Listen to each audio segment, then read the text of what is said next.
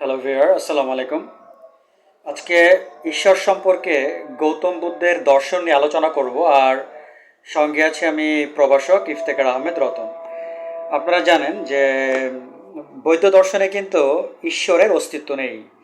Even তারা কিন্তু আত্মার অস্তিত্বকেও স্বীকার করে না। কেননা বৌদ্ধ দর্শনে বলা হয়েছে পঞ্চ ইন্দ্রিয়র মাধ্যমে যেটাকে উপলব্ধি করা যায় সেটার অস্তিত্ব আছে, আর যেটা পঞ্চ ইন্দ্রিয়র মাধ্যমে উপলব্ধি করা যায় না সেটার অস্তিত্ব নেই। যেহেতু স্রষ্টা বার্তা পঞ্চ ইন্দ্রিয়ের মাধ্যমে সেটাকে উপলব্ধি করা যায় না, সো বৌদ্ধ দর্শনের মতে স্রষ্টা বা আত্মার কোনো অস্তিত্ব নয়। এটা হচ্ছে তাদের একটা দর্শন। যেহেতু স্রষ্টা বার্তাকে পঞ্চ ইন্দ্রিয়ের মাধ্যমে এটাকে ফিল করা যায় না, বা এটাকে আপনার কি বলবো, এটাকে অনুমান করা যায় না, এটাকে পরীক্ষা করা যায় না। সো তাদের মধ্যে পঞ্চ ইন্দ্রিয়ের বাইরে কোনো কিছুর অস্তিত্ব থাকা ইম্পসিবল। যেটা পঞ্চ ইন্দ্রিয়ের সাহায্যে যেটাকে জানা যায় একমাত্র সেটারই অস্তিত্ব থাকবে। যেহেতু স্রষ্টা বার্তা পঞ্চ ইন্দ্রিয়ের মাধ্যমে সেটাকে জানা যায় না, সো এটার কোনো অস্তিত্ব নেই। তো চলুন আমরা বৌদ্ধ দর্শনের কিছু মূলনীতি নিয়ে এখন আলোচনা করব, যে ঈশ্বর সম্পর্কে তারা কি ধরনের মূলনীতি দিয়ে থাকে। তাদের মতে নৈতিক উন্নয়নের জন্য ঈশ্বরের অস্তিত্বকে স্বীকার করার প্রয়োজন নেই। অর্থাৎ আমরা যদি আমাদের নৈতিক উন্নয়ন করতে চাই, এক্ষেত্রে আমাদেরকে ঈশ্বরের অস্তিত্বকে স্বীকার করতে হবে না। অর্থাৎ নৈতিক উন্নয়নের সাথে ঈশ্বরের অস্তিত্বের কোনো সম্পর্ক নেই। তারপর তাদের আরেকটি মতবাদ হচ্ছে যে ঈশ্বরকে স্বীকার করার মানেই হচ্ছে যে মানুষের মধ্যে নিষ্ক্রিয়তা এবং দায়িত্বহীনতার টেন্ডেন্সি ক্রিয়েট করা। কেননা ঈশ্বর মানুষের ভাগ্য নিয়ন্ত্রণ করে, সো এই টেন্ডেন্সি যারা পোষণ করে তাদের মধ্যে নিষ্ক্রিয়তা এবং দায়িত্বহীনতার টেন্ডেন্সি ক্রিয়েট হয়। এই জন্য বৌদ্ধ দর্শনে কিন্তু ভাগ্যকে স্বীকার করে না। তারা বরাবরই বলে আসছে এই পৃথিবীর সভ্যতার উন্নয়ন, পৃথিবীর জন্ম থেকে এই পর্যন্ত পৃথিবীর যে উন্নয়ন ঘটেছে, বিজ্ঞান, প্রযুক্তি, দর্শন এবং বিভিন্ন সাইডে যে আমরা ডেভেলপমেন্ট দেখতে পাই, এটা হচ্ছে মানুষের একান্ত প্রচেষ্টার ফলে সেটা হয়েছে। এক্ষেত্রে ভাগ্যের কোনো হাত নেই, এক্ষেত্রে স্রষ্টার কোনো হাত নেই, এটি মানুষের একান্ত নিজের প্রচেষ্টায় এটি হয়েছে। তাদের মতে কর্মের স্বাধীনতার জন্য বুদ্ধির স্বাধীনতা দরকার, আর বুদ্ধির স্বাধীনতার জন্য ধর্মীয় গ্রন্থের আবশ্যকতা নেই। ইভেন ধর্মীয় গ্রন্থের বশ্যতা স্বীকার করারও দরকার নেই। যেহেতু কর্মের স্বাধীনতা ধর্মীয় স্বাধীনতার উপর ডিপেন্ড করে, আর ধর্মীয় স্বাধীনতার জন্য কর্মের স্বাধীনতা বুদ্ধির স্বাধীনতার উপর ডিপেন্ড করে, আর বুদ্ধির স্বাধীনতার জন্য ধর্মীয় গ্রন্থের বশ্যতা স্বীকার করার কোনো যৌক্তিকতা নেই। যেহেতু কর্মের স্বাধীনতা বুদ্ধির স্বাধীনতার উপর ডিপেন্ড করে, সো বুদ্ধির স্বাধীনতার জন্য ধর্মীয় গ্রন্থের বশ্যতা স্বীকার করার কোনো প্রয়োজন নেই। এটা বৌদ্ধ দর্শনের একটা নীতি।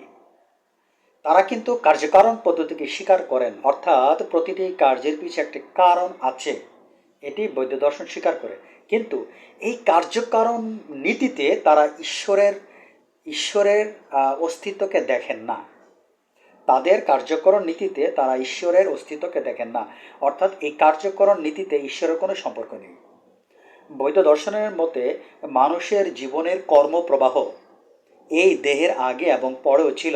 তার মানে মানুষের দেহের বিনাশের পরেও, মানুষের দেহের যদি বিনাশও ঘটে তারপরেও তার জীবনের যে কর্মপ্রবাহ ছিল, এই মানুষের দেহের বিনাশের পরও সেই কর্মপ্রবাহ বিদ্যমান থাকে। আচ্ছা, চলুন এবার আমরা বৌদ্ধ দর্শন যে স্রষ্টার অস্তিত্বকে স্বীকার করে না, এর পক্ষে তাদের কিছু যুক্তি আছে যে কেন তারা স্রষ্টার অস্তিত্বকে স্বীকার করে না। এই পক্ষে তাদের কিছু যুক্তি আছে। আমি প্রথম যুক্তিটা দিচ্ছি। প্রথমত তারা বলে, যদি স্রষ্টা যদি স্রষ্টা মন্দকে ঘৃণা করেন এবং এবং মন্দের কর্তৃত্বকে তিনি স্বীকার না করেন, তাহলে তিনি কিভাবে সর্বময় কর্তা হবেন? তারপর তাদের যুক্তি হচ্ছে এই পৃথিবী ত্রুটিপূর্ণ। যেহেতু পৃথিবী, এই জগৎ ত্রুটিপূর্ণ, সো জগৎও অপূর্ণ। তো জগৎ যদি অপূর্ণ হয়, ঈশ্বর তো পূর্ণ, তিনি কিভাবে অপূর্ণ জগৎ সৃষ্টি করলেন? এটা তাদের একটা যুক্তি। আরেকটা বিষয় হচ্ছে কি, তারা মনে করে এই জগৎ সৃষ্টি, এই মানুষ, এই পশু পাখি, এই গাছপালা, মানুষের সৃষ্টি, বিভিন্ন গাছপালা পশু পাখির সৃষ্টি, এটার ইভলিউশন, হ্যাঁ, শত শত হাজার হাজার বছর ধরে এই পৃথিবীর সুন্দর ব্যবস্থাপনা, মহাবিশ্ব, তারকা যা কিছু আছে, এর যে একটা সুন্দর অ্যারেঞ্জমেন্ট আমরা দেখতে পাচ্ছি, এই যে কি সুন্দর একটা শৃঙ্খলা, there is a perfect discipline in the universe and even in the world. এই পৃথিবীতে মহাবিশ্বে আমরা কিন্তু একটা সুন্দর একটা ডিসিপ্লিন দেখতে পাচ্ছি। সূর্য, পৃথিবী সবাই সব কাজ সুন্দরভাবে করছে। মানুষের জন্ম, মানুষ একই অর্গ্যানে জন্মগ্রহণ করছে, সারা পৃথিবীতে মানুষ সেম বুদ্ধি নিয়ে চলে। এই যে একটা শৃঙ্খলা, এই যে একটা হারমোনি, পশু পাখি গাছপালা যা কিছু আমরা দেখি, তারা এটাকে মনে করে স্বয়ংক্রিয় পদ্ধতি। এর ক্ষেত্রে স্রষ্টার কোনো হাত নেই, এটা একটি স্বয়ংক্রিয় পদ্ধতি, যাকে তারা বলে কসমোলজিক্যাল ল। তাদের অ্যাঙ্গেল থেকে এটাকে বলা হয় কসমোলজিক্যাল ল। এক্ষেত্রে স্রষ্টার কোনো হস্তক্ষেপ নেই, এটা স্বয়ংক্রিয়ভাবে চলে আসছে। এটা তাদের একটা যুক্তি। স্রষ্টার অস্তিত্বহীনতার পক্ষে তাদের আরেকটা কিন্তু যুক্তি আছে। এই যুক্তিটা একটু খুব মানে একটা ইম্পর্ট্যান্ট একটা যুক্তি। এই যুক্তিটা অনেক ক্ষেত্রে আমার কাছেও এটা ভালো লেগেছে। তারা বলে যে যদি স্রষ্টা এই পৃথিবীকে সৃষ্টি করেন তাহলে তার কিন্তু একটা উদ্দেশ্য থাকবে। উদ্দেশ্য থাকা মানে, উদ্দেশ্য থাকলে সেখানে তৃষ্ণা বা বাসনার বিষয়টা চলে আসবে। যদি স্রষ্টা এই জগৎকে সৃষ্টি করেন তার একটা উদ্দেশ্য থাকবে, আর উদ্দেশ্য মানেই হচ্ছে তৃষ্ণা বা বাসনা। আর যেখানে বাসনা আছে সেখান থেকে একান্তভাবে লোভ আছে। সো স্রষ্টা লোভী, যেটা স্রষ্টার বৈশিষ্ট্যকে খণ্ডিত করে বা স্রষ্টার অপূর্ণতাকে প্রমাণিত করে। এটা ছিল বৌদ্ধ দর্শনের নাস্তিকতার যুক্তিকতা, তারা কেন স্রষ্টাকে স্বীকার করে না। তো এখন আমি আলোচনা করব, আসলে আমি কিন্তু ফিলসফি বিষয়গুলো বহু বছর যাবত আমি স্টাডি করছি। এখন আমি এই বৌদ্ধ দর্শনের কিছু সমস্যা আছে, তারা যে মতাদর্শ দিয়েছে এর কিছু প্রবলেম আছে, এই প্রবলেমটি আমি এখন আপনাদের সামনে আলোচনা করব। আপনারা খুব ভালো করে বিষয়টা শুনবেন। নিষ্ক্রিয়হীনতা বা দায়িত্বহীনতার কথা যে তারা বলেছে, যে মানুষ যদি স্রষ্টার উপর স্রষ্টাকে বিশ্বাস করে তাহলে তারা নিষ্ক্রিয়তা বা দায়িত্বহীন হয়ে পড়বে, তারা কাজ করবে না, স্রষ্টা ভাগ্যকে নিয়ন্ত্রণ করে, সো তারা ভাগ্যের উপর ডিপেন্ড করবে। এই জন্য বৌদ্ধ দর্শন কিন্তু ঈশ্বরকে বিশ্বাস করে না। কিন্তু পৃথিবীতে যত বিখ্যাত ধর্মীয় শাস্ত্র আছে বা ধর্মগ্রন্থ আছে, কোথাও কিন্তু আপনারা পাবেন না যে স্রষ্টা এই কথা বলেছেন যে আমি ভাগ্য নিয়ন্ত্রণ করি, তোমাদের কোনো কাজ করতে হবে না। পৃথিবীতে যত বিখ্যাত ধর্মীয় গ্রন্থ আছে, সব ধর্মীয় গ্রন্থে আমরা এই কথাটা পাই যে মহান আল্লাহ তাআলা কিন্তু মানুষকে কাজের জন্য উৎসাহিত করেছেন, কাজ করতে বলেছেন। বিভিন্ন জায়গায় কাজের কথা বলা হয়েছে, বসে থাকতে বলা হয়নি। ইভেন ইসলাম ধর্মেও কিন্তু আমরা এটা পাই, বিশেষ করে আল্লামা ইকবাল কিন্তু প্রখ্যাত মুসলিম চিন্তাবিদ, উনি কথা বলেছেন, মানুষ যখন আল্লাহর উপর নির্ভর করে এবং চেষ্টা করে, মহান আল্লাহ তাআলা তার ভাগ্যকে পর্যন্ত পরিবর্তন করে দেন। সো এখানে গৌতম বুদ্ধ যে কথাটা বলেছেন যে আল্লাহর উপর ভরসা করলে মানুষ নিষ্ক্রিয় হয়ে যায়, দায়িত্বহীন হয়ে যায়, কথাটা ভুল। এই কথাটা আসলে সঠিক নয়। তারপরে কার্যকরণ পদ্ধতি, তারা যে কথাটা বলে যে কার্যকরণ পদ্ধতি ঈশ্বরের হাত নেই, ঈশ্বরের এখানে কোনো ইনভলভমেন্ট বা সংশ্লিষ্টতা নেই, কথাটা ভুল। কারণ ফিলসফি, বিশুদ্ধ দর্শন শাস্ত্রে কিন্তু বলা হয়েছে যে জগতের সব কিছুর আদিকারণ ঈশ্বর, যেটাকে অ্যারিস্টটল এই কথাটা বলেছেন, সব কিছুর আদিকারণ হচ্ছে ঈশ্বর। একটা এক্সাম্পল বলছি, যেমন ধরেন ঘূর্ণিঝড় হচ্ছে, এই ঘূর্ণিঝড়ের কারণ কি? আহ্নিক গতি। আচ্ছা, আহ্নিক গতির কারণ কি? মধ্যাকর্ষণ শক্তি। এইভাবে যখন আপনি প্রতিটা কারণকে ঘাটতে ঘাটতে আপনি এক পর্যায়ে আপনাকে একটা আদি কারণ মেনে নিতে হবে, সেই আদি কারণ হচ্ছে ঈশ্বর। কারণ এভাবে অনাদি অবস্থা চলতে পারে না। ঝড়ের কারণ কি? আহ্নিক গতি। আহ্নিক গতির কারণ কি? মধ্যাকর্ষণ শক্তি। মধ্যাকর্ষণ শক্তির কারণ কি? এভাবে যেতে যেতে আপনি অনাবস্থা দেখা দিবে, আপনি এভাবে যেতে পারেন না, এক পর্যায়ে আপনাকে স্টপ হতে হবে, আপনাকে থামতে হবে। এই জায়গাটায় আপনি থামবেন, এটাই হচ্ছে ঈশ্বর। তাহলে এই আদি কারণ কিন্তু অবশ্যই ঈশ্বর, এটা আমাদের মানতে হবে। সো এখানে বৌদ্ধ দর্শনটা একটু সমস্যা আছে। বৌদ্ধ দর্শনে এই মতামতটা আসলে দর্শন শাস্ত্রে গ্রহণযোগ্য হচ্ছে না। আচ্ছা, মন্দকে ঘৃণা করা, ঈশ্বর মন্দকে ঘৃণা করেন, ভালো কথা, কিন্তু মন্দের কর্তৃত্বকে তিনি স্বীকার করেন না, তাহলে তিনি কীভাবে সর্বময় কর্তা? এই বিষয়টা প্লিজ আপনারা একটু ডিপলি খেয়াল করে শুনবেন। ভালো মন্দের ডেফিনেশনকে আমরা যেভাবে জানি, এটা কিন্তু আমাদের অ্যাঙ্গেল থেকে, একটা ছোট গল্প বলি, যখন আমরা ছোট ছিলাম আমরা অনেক কিছু পছন্দ করতাম যেটা আমাদের মা বাবা অ্যালাউ করতেন না। আমরা মনে করতাম মা বাবা ভুল করছেন, আমরাই তো প্রপার হয়ে আছি, তারা বোকা। যখন বড় হয়েছি তখন কিন্তু ছোটকালের অনেক ঘটনাই মনে পড়লে হাসি পায়, যে কতটা বোকা ছিলাম, মা বাবাই তো সঠিক কথা বলেছিলেন। আসলে ভালো মন্দের আমাদের যে ইন্দ্রিয় দিয়ে আমরা ভালো মন্দকে বুঝি সেটা আমাদের প্রেক্ষাপটে, কিন্তু মহান আল্লাহ তালার অ্যাঙ্গেল থেকে ভালো মন্দের ডেফিনেশনটা আলাদা। একটা কথা খেয়াল করবেন, আমরা কিন্তু পার্টিকেল, মানে আমরা হচ্ছে পার্টিকেল, আমরা হচ্ছে অংশ। আর মহান আল্লাহ তাআলা হচ্ছেন অ্যাবসলিউট, তিনি হচ্ছেন পূর্ণ। পার্টিকেল কিন্তু কখনোই অ্যাবসলিউটকে জাজ করতে পারে না, এটা দর্শনশাস্ত্রের নীতি। সো আমরা পার্টিকেল হয়ে কিভাবে অ্যাবসলিউটকে জাজ করব? ভালো মন্দের ডেফিনেশনটা আমরা যেভাবে দেখি, মহান আল্লাহ তাআলার পক্ষ থেকে ভালো মন্দের ডেফিনেশনটা সেরকম নয়। আর আমরা যেহেতু পার্টিকেল, আমরা অ্যাবসলিউটকে কখনো সেইভাবে প্রপারলি জাজ করতে পারবো না, এটা আমাদের পক্ষে ইম্পসিবল। সো ভালো মন্দের বিষয়টা উনি যেটা বলতে চাচ্ছেন সেটা কিন্তু অ্যাকচুয়ালি এখানে এটাতে প্রবলেম দেখা দিচ্ছে, এটা এখানে প্রপারলি ম্যাচ হচ্ছে না। যেহেতু আমরা particle, so we can never জাজ দ্য অ্যাবসলিউটকে আমরা কখনোই জাজ করতে পারি না। এখানে বৌদ্ধ দর্শনের একটা প্রবলেম আছে। আচ্ছা, তিনি আরেকটা কথা বলেছেন যে ত্রুটিপূর্ণ জগৎ, জগৎ ত্রুটিপূর্ণ, ঠিক আছে, জগৎ ত্রুটিপূর্ণ, জগতের প্রবলেম আছে, এই জগতের প্রবলেমের জন্য তো আজকে আমরা ভালো আছি। প্রবলেম আছে বিধায় বিজ্ঞানের আবিষ্কার হয়েছে। মানুষ একটা সমস্যার সমাধান করতে যে গবেষণা করে তার একটা সমস্যার সমাধান করেছে, ওর উপর ভিত্তি করে তার আরও 10টা বা 20টা সমস্যার সমাধান তারা বের করেছে। পৃথিবীতে অনেক সমস্যা আছে। দেখেন, পৃথিবীতে যারা বড় হয়েছে তারা কিন্তু প্রতিকূলতার মধ্য দিয়েই বড় হয়েছে। পৃথিবীতে জ্ঞান, বিজ্ঞান, দর্শন, এই যা কিছু সৃষ্টি হয়েছে সেটা কিন্তু প্রতিকূলতার কারণে সৃষ্টি হয়েছে। প্রতিকূলতা না হলে আজকে বিজ্ঞানের জন্ম হতো না, প্রতিকূলতা না হলে আপনার ফিলসফি হতো না। প্রতিকূলতা আছে বিধে আজকে মানুষ কিন্তু এক্সিলেন্সি হয়েছে।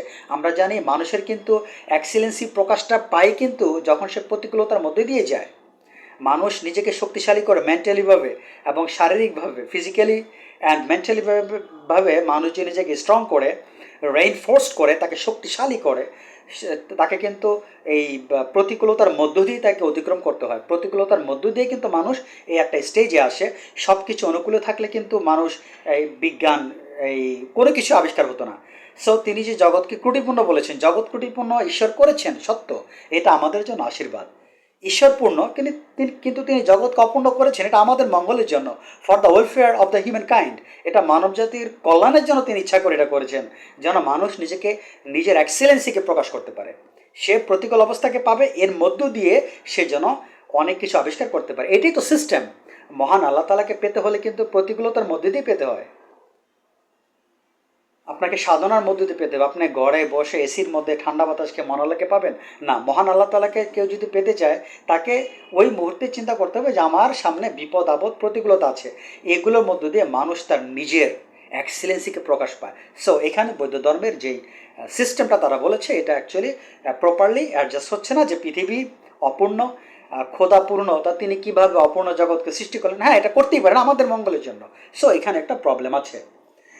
আরেকটা বিষয় সেটা হচ্ছে কসমোলজিক্যাল ল। তারা যে কথাটা বলেছে এটা টোটালি অযৌক্তিক। দেখেন, কসমোলজিক্যাল ল কীভাবে হচ্ছে? এমনিতে কি পৃথিবী সৃষ্টি হয়ে গেল? এই যে আমাদের দেহের দিক তাকান, আপনি সবই বাদ দেন, এই যে দেহের দিক তাকান, মহান আল্লাহ তাআলা কি আমাদেরকে একটা অর্গান কম দিয়েছেন? আমাদের যে কটা অর্গান দরকার শরীরে, প্রত্যেকটা অর্গান তিনি দিয়েছেন। একটা অর্গান কম থাকলে সারা পৃথিবীর মানুষই কিন্তু কষ্ট ভোগ করতো। আবার একটা অর্গান বেশি থাকলেও কিন্তু মানুষকে কষ্ট ভোগ করতে হতো। যেই পরিমাণ অক্সিজেন আমাদের দরকার মহান আল্লাহ তাআলা সেই পরিমাণে দিয়েছেন, একটু কমও দেন না, একটু বেশিও দেননি। তাহলে এই সিস্টেমটা কে, এই ডিসিপ্লিনটাকে কে মেনটেন করলো? এটা কি কসমোলজিক্যাল লতে এমনিতে হয়ে গেল? সবই বাদ দেন, আপনি আপনার দেহের দিকে তাকান। আপনার দেহের যেটা, আপনি যদি ফিজিওলজিটা ভালো করে দেখেন, অ্যানাটমি অ্যান্ড ফিজিওলজি নিয়ে আপনি যদি স্টাডি করেন, এই মানুষের দেহটাকে যদি আপনি স্টাডি করেন, এই দেহের যে ব্যবস্থাপনা, তখন আপনাকে স্বীকার করতেই হবে যেটা মহান আল্লাহ তাআলা ছাড়া এখানে অন্য কোনো কিছুর হাত নেই। এটা কসমোলজিক্যাল ল এটাকে করতে পারে না। কসমোলজিক্যাল ল যদি করে, তাহলে কোথাও না কোথাও কোনো না কোনো সময় একটা ইনডিসিপ্লিন দেখা দিবে। এই পৃথিবীতে হাজার হাজার বছর ধরে মানুষ আছে, আপনারা দেখেছেন যে মানুষের সৃষ্টি কিন্তু একই প্রক্রিয়া চলছে। মানুষ একটা সুস্থতা নিয়ে জন্মগ্রহণ করছে, তার যতগুলো অর্গান দরকার, তার পূর্ণ বিকাশের জন্য যা যা দরকার এই টোটাল বডিতে, সেটা পরিপূর্ণরূপে দেওয়া হয়েছে। যদি সেটা কসমোলজিক্যাল ল হতো, তাহলে এই সৃষ্টি জগতে কোথাও না কোথাও আমরা কিন্তু একটু প্রবলেম দেখতে পেতাম। কিন্তু কেন এটা হচ্ছে না? সূর্য ঠিক টাইমেই আপনার কাজ করছে, পৃথিবী ঠিক টাইমে কাজ করছে। এই যে একটা সিস্টেম, এটা আপনি চিন্তা করেন, জিওগ্রাফি নিয়ে আপনি স্টাডি করেন, আপনি মহাকাশ নিয়ে একটু গবেষণা করে দেখেন, এই যে একটা সিস্টেম, এটা এমনিতে কি কসমোলজিক্যাল লতে হয়ে গেল? How it is possible? আপনি আপনার দেহটা নিয়ে চিন্তা করেন না, দেখবেন কসমোলজিক্যাল লটা উড়ে গিয়েছে বাতাসের সাথে। এটা অসম্ভব, এটা প্রশ্নে আসে না। এই ক্ষেত্রে মিনিমাম 5,000 এক্সাম্পল দেওয়া যায়। ছোট ভিডিওতে আমি শুধু আমাদের দেহ নিয়ে কথা বললাম, আমি ভিডিওটা বেশি বড় করব না। মিনিমাম 5,000 এক্সাম্পল দেওয়া যায়, 5,000 এক্সাম্পলের সাথে যেখানে বৈধ দর্শন অ্যাডজাস্ট হচ্ছে না। চলে এসে আমরা সৃষ্টির উদ্দেশ্য ঈশ্বর, এই কথাটা আমি কিন্তু বৈধ দর্শনের সাথে একমত, যে ঈশ্বর যদি জগৎ সৃষ্টি করেন তাহলে তার কোনো উদ্দেশ্য থাকতে পারে না। যেহেতু উদ্দেশ্য থাকলে কিন্তু বাসনা বা তৃষ্ণা আসবে, আর বাসনার একান্ত কারণ হচ্ছে লোভ। তাহলে ঈশ্বর লোভী, আর ঈশ্বর যদি লোভী হন তাহলে তিনি তার বৈশিষ্ট্য খণ্ডিত করেছেন বা তিনি তার অপূর্ণতাকে প্রমাণ করেছেন। এটা আমি একমত বৈধ দর্শনের সাথে। কিন্তু আদৌ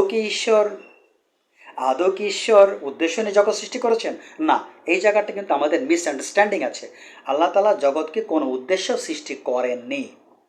তিনি এই জগৎটাকে, তার কাছে জগৎ সৃষ্টি তার কাছে লীলা। জগৎ সৃষ্টি, বিশ্ব সৃষ্টি তার কাছে হচ্ছে লীলা। দেখেন, পৃথিবীতে কিন্তু অনেক ন্যাচারাল ডিজাস্টার, প্রাকৃতিক দুর্যোগ হচ্ছে। এই প্রাকৃতিক দুর্যোগে নিষ্পাপ শিশু, নারীরা মারা যাচ্ছে। তাহলে মহান আল্লাহ তালাকে আপনি যদি ওখান থেকে বিবেচনা করেন, তাহলে তো মহান আল্লাহ তালা দোষী। এই ছোট ছোট শিশুরা কি অন্যায় করেছে, এই নারীরা কি অন্যায় করেছে? এই ভূমিকম্প, আর্থকোয়াক, ফ্লাড, সুনামি, বিভিন্ন কারণে লক্ষ লক্ষ হাজার হাজার মানুষ মারা যাচ্ছে, নিষ্পাপ নিষ্পাপ লোকেরা। তাহলে এই কার্যের কোনো ব্যাখ্যা নেই। তাহলে এক্ষেত্রে তো মহান আল্লাহ তালা দোষী সাব্যস্ত হন। এই কাজের কোনো অ্যাকচুয়ালি ব্যাখ্যা নেই। এই টোটাল বিষয়টা তার কাছে হচ্ছে লীলা। তার লীলাটাই আমাদের কাছে তার কর্ম হিসেবে আবির্ভূত হয়। যেটা আল্লাহর কাছে লীলা, সেটা আমাদের কাছে কর্ম। লীলা আর উদ্দেশ্য কিন্তু এক নয়, ভালো করে বুঝুন। লীলা, মহান আল্লাহ তাআলা কোনো উদ্দেশ্যে জগৎ সৃষ্টি করেননি, তিনি লীলা। এই জগৎটা তার কাছে লীলা, তিনি জগতের মধ্য দিয়ে নিজেকে বিকশিত করেন, এটাই। এখানে কোনো উদ্দেশ্য নেই, এটা তার কাছে লীলা। আপনারা নজরুলের একটা গান শুনেছেন, আমাদের কবি নজরুলের, খেলিছ হে বিশ্ব লয়ে বিরাট শিশু। খেলিছ হে বিশ্বলয়, তার মানে মহান আল্লাহ তাআলা লীলা করছেন, তার কাছে এটা একটা প্লে, একটা খেলা, মজার। খেলিছ হে বিশ্বলয়ে বিরাট শিশু, তিনি আল্লাহকে বিরাট শিশুর সাথে তুলনা করেছেন। নজরুল কেন শিশুর সাথে তুলনা করেছেন? শিশুর কাজের কোনো উদ্দেশ্য থাকে না, শিশু উদ্দেশ্যবিহীনভাবে কাজ করে, তার কাছে মজা। Everything seems interesting two a child. একজন শিশুর কাছে সব কিছু মজা মনে হয়। দ্যাটস ওয়াই নজরুল এই কথাটা বলেছেন, খেলিছ এই বিশ্ব লয়ে বিরাট শিশু।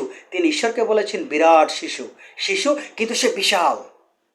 তার মানে মহান আল্লাহ তাআলা আসলে শিশুর মতো খেলছেন, এটা তার কোনো উদ্দেশ্য নয়। এটার ব্যাখ্যা করা আমাদের পক্ষে সম্ভব নয়। আমি এইসব বিষয়ে বিভিন্ন কিন্তু আলাদা করে ভিডিও করেছি, বিভিন্ন আমার কিন্তু আলাদা ভিডিও আছে। তো যাই হোক, সংক্ষেপে আজকে এই ভিডিওটা আলোচনা করলাম, বৈদ্য দর্শন নিয়ে মোটামুটি আলোচনা করলাম, এবং বৈদ্য দর্শনে কিছু প্রবলেম ছিল, আশা করি আপনারা হয়তো কিছু বুঝতে পেরেছেন। তো আজ এ পর্যন্ত, সবাই ভালো থাকেন, আল্লাহ হাফেজ, আসসালামু আলাইকুম।